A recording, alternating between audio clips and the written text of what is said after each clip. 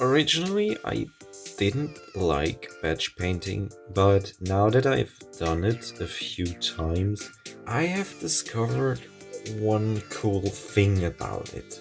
When painting a single miniature at a time, with every single detail, I just slowly um, paint my way through until I'm finished. Depending on the situation, I'm trying to get faster or slower, and I can also try stuff out because this is a more or less unique model. Like, obviously, my salamander captain and my librarian are having the same colors as the rest of my army.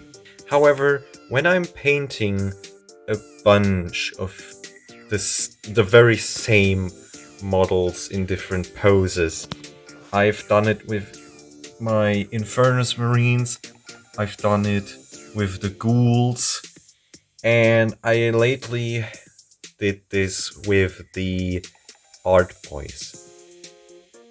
It can be repetitive. I sometimes do it on squads that are really low, but with the Infernus Marines I bought 2 squads and yeah.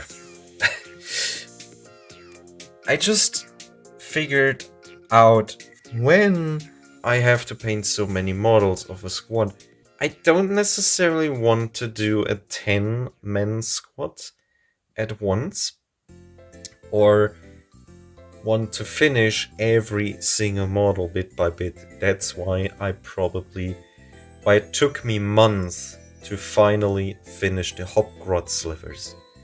But especially when I was painting these guys here, I realized if I have a huge squad, or even if I have just a small squad like 5 Terminators, if I repeat the base code steps, these very simple and boring things, then I suddenly have several models that are ready for the funnier stuff, for the cooler stuff, such as the details, the black shoulder pads, the gold on the weapon.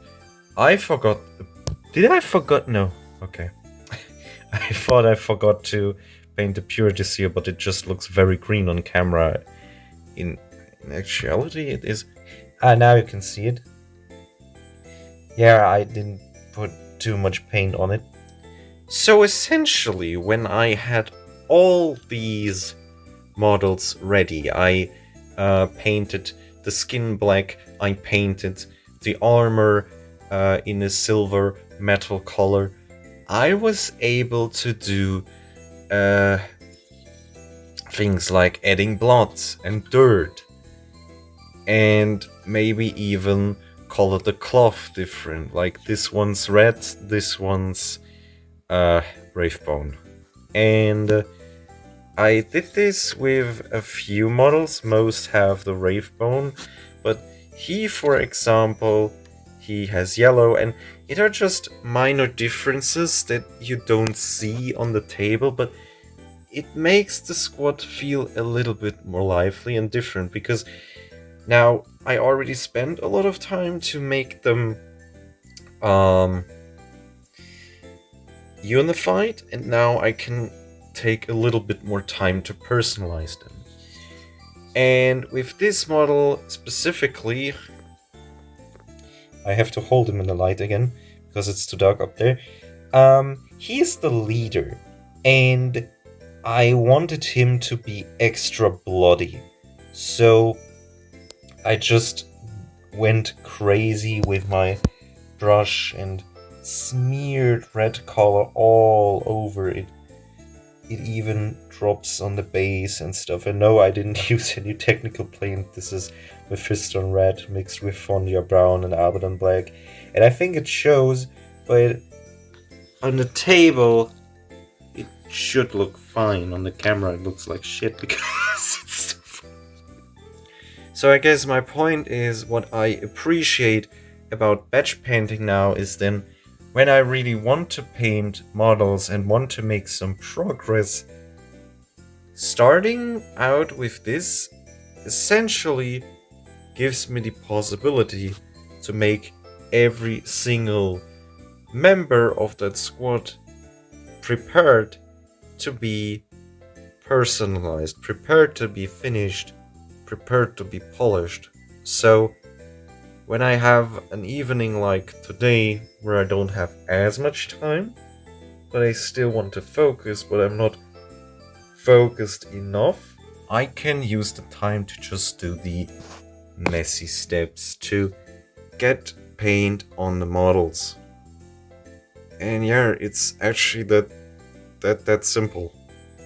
Batch painting can be an opportunity to give you more focused painting for days when you're really not having too much space in your head or something like that. That's basically the whole premise of this episode. And now I continue to think how much white and how much green color I want to have on my salamander apothecary.